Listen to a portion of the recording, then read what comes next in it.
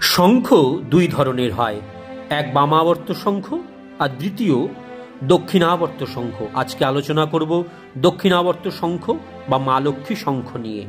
সমুদ্র মন্থনের সময় মা লক্ষ্মীর সঙ্গে এই দক্ষিণাবর্ত শঙ্খেরও উৎপত্তি হয়। ভগবান বিষ্ণুর বাম হাতে থাকে এই দক্ষিণাবর্ত শঙ্খ।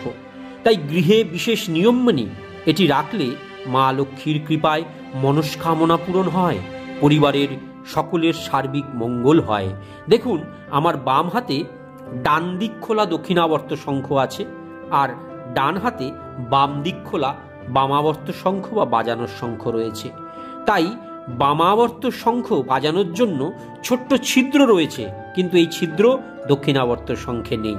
দক্ষিণাবর্ত শঙ্খকে জলশঙ্খ রূপেও ব্যবহার করা যায়, সাথে পূজার সময় আরতিও করা যায়।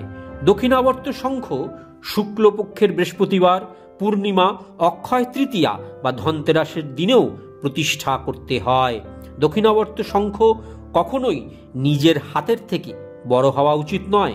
প্রথমে গঙ্গাজল, তুলসী পাতা ও পঞ্চামৃত দিয়ে এই শঙ্খের অভিষেক করে নেবেন ওম হ্রিম শ্রীম দক্ষিণাবর্ত শঙ্খায় নমঃ এই মন্ত্র দিয়ে। ত্রিপদীর ওপর এই শঙ্খ রাখতে হয়।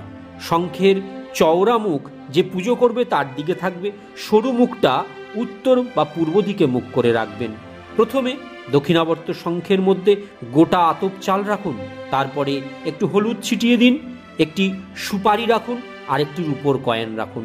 রূপোর কয়েন না থাকলে 1 টাকার কয়েন রাখতে পারেন। তারপর শঙ্খের ওপর একটা সিঁদুরের ফোঁটা আর সাথে একটা অষ্টগন্ধার ফোঁটা দিয়ে দেবেন। একটা তুলোর মধ্যে একটু সুগন্ধি লাগিয়ে চালের ওপর রেখে দেবেন।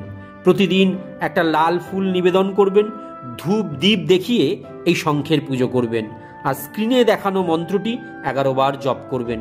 শঙ্খের চালগুলো প্রত্যেক বৃহস্পতিবারই পরিবর্তন করে দেবেন।